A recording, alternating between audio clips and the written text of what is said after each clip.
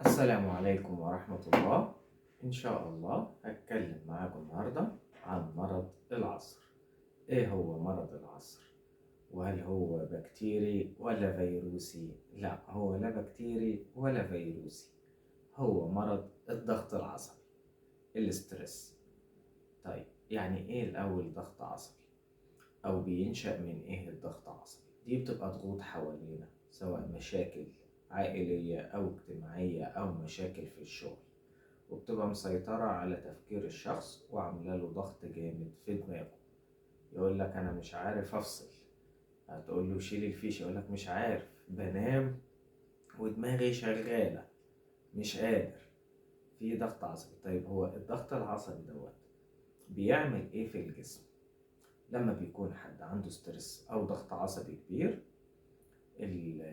الدماغ بيخيرك ما بين حاجتين: fight or flight.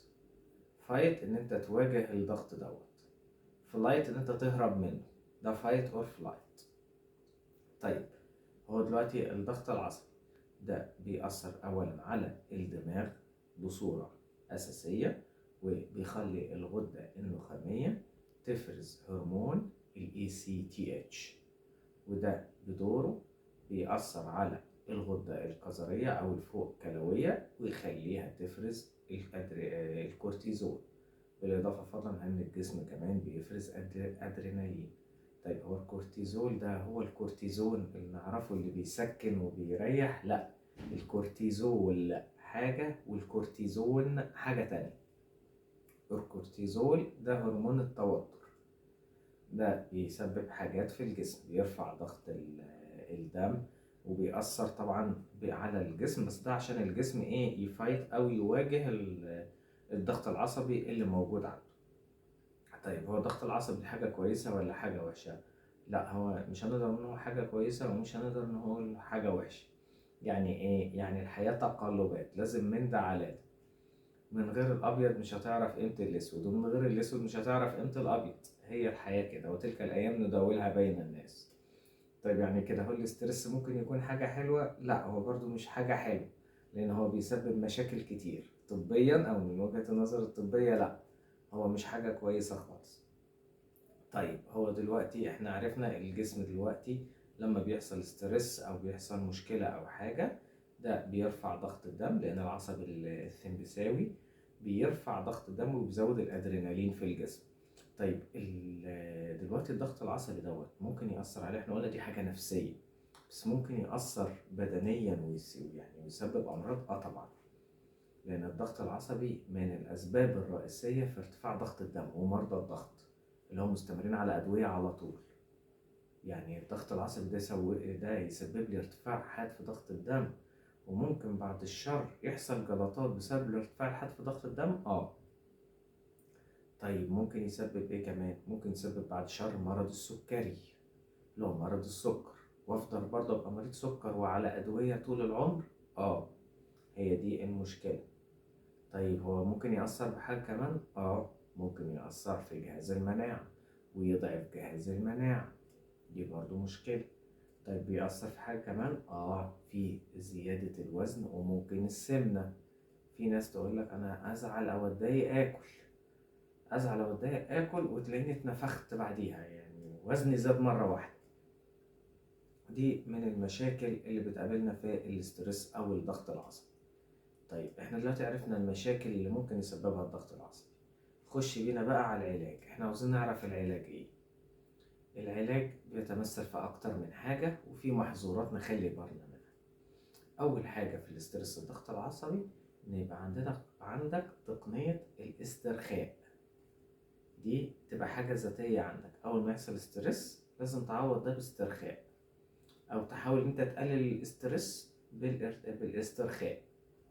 طب الاسترخاء ده ايه يعني؟ العب يوجا مثلا، نلعب يوجا. والله لو اليوجا بتخليك تسترخي اوكي، لا يعني اعمل الحاجة وقيس اثرها.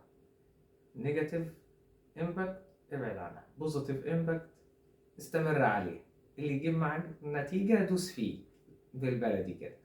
طيب في تقنية تانية، تقنية التنفس العميق. انت بتاخد شهيق جامد وتكتم نفسك شوية وتخرجه تاني. دي برضو من تقنيات شوية الاسترخاء اللي هو النفس العميق. دي بتريح كتير جدا وبتشغل الدماغ شوية، ما تخلوش ان هو يعني يفكر بسترس او بضغط دم معاه. حاجة كمان الرياضة بتقلل الاسترس طبعا، وبتوصل الدم الأماكن في المخ ما بيوصلهاش في اليوم العادي. لكن لما بتلعب رياضة بيوصل للدماغ وتلاقي الدماغ شغالة بكفاءتها، وحاجة مفيدة وكويسة جدا لصحة الدماغ. طب أنا لازم أروح الجيم؟ مش شرط، هو الجيم كويس وكل حاجة، بس على الأقل ممكن أنت تمشي يوميا ربع ساعة أو تلت ساعة، دي في حد ذاتها رياضة، مفيش مشكلة خالص، وهتقلل الكوليسترول والدهون والحاجات ديت. طيب حاجة كمان زي إيه؟ الصيام بيقلل الاسترس وبيخفض ضغط الدم جامد جدا، وبيعمل كمان تجديد للخلايا. يعني الصيام مفيد في ان انا اواجه الاسترس طبعا، لو مش هيأثر بس عليك في الشغل او في العمل مفيش مشكلة. الصيام جميل جدا، ممكن تاخد اثنين وخميس او على الاقل يوم واحد في الاسبوع، هيحسن جدا. وهيحسن كمان وظائف البنكرياس وجزر لانجرهانز اللي بتطلع الانسولين عشان تبقى وقاية ليك من مرض السكري. طيب رقم 4 أو 5 هي التغذية السليمة. التغذية السليمة يعني فاكهة وخضروات وكمان أسماك عشان الأوميجا 3. طب الأوميجا 3 دي هتفيد بإيه؟ الأوميجا 3 مفيدة جدا للدماغ، وبتزود شوية أو بتساعد في رفع نسب الذكاء عشان انت تلاقي حل سريع للمشكلة مثلا انت وقعت فيها أو الضغط العصبي اللي انت فيه.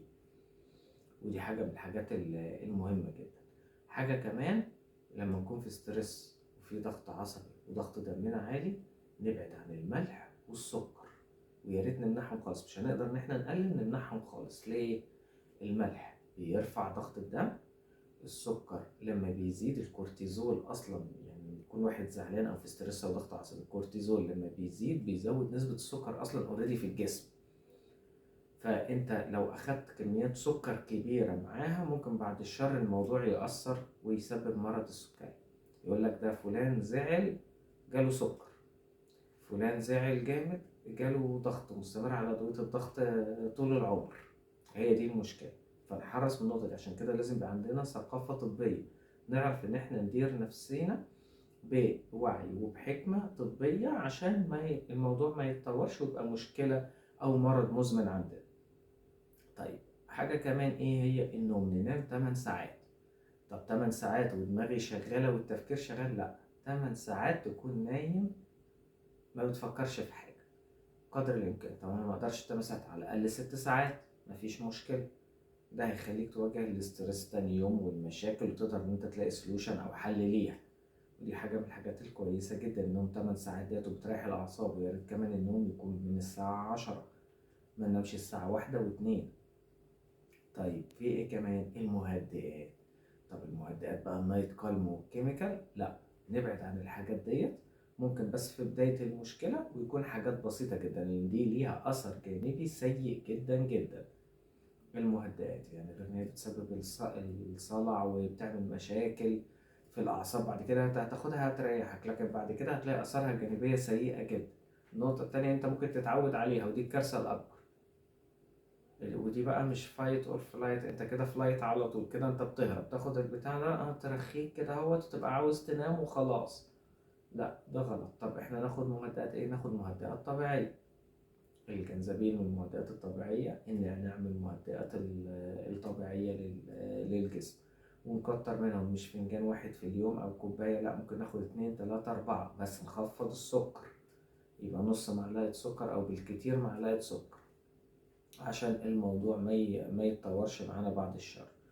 طيب في ايه تاني؟ ان احنا نعدي نفسنا بنفسنا. بمعنى ايه؟ انت تبعد عن الاجواء الصاخبة، الصوت العالي، سماع الاغاني، الحاجات اللي هي بتخلي الجسم يتشعنن او زي ما بيقولوا كده يفور. الحاجات دي نبعد عنها خالص. خليك في هدوء، في سلام. قبل ما تنام كده توطي النور خالص واقعد في الضلمة شوية. اعمل تمارين التنفس اللي قلنا عليها.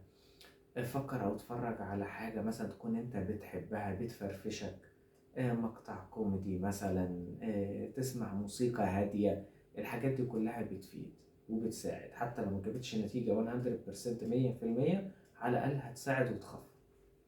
وما ننساش طبعا الاشتراك في القناة على اليوتيوب، وكذلك الصفحة على الفيسبوك والإنستغرام. ودمتم بصحة وعافية، والسلام عليكم ورحمة الله وبركاته.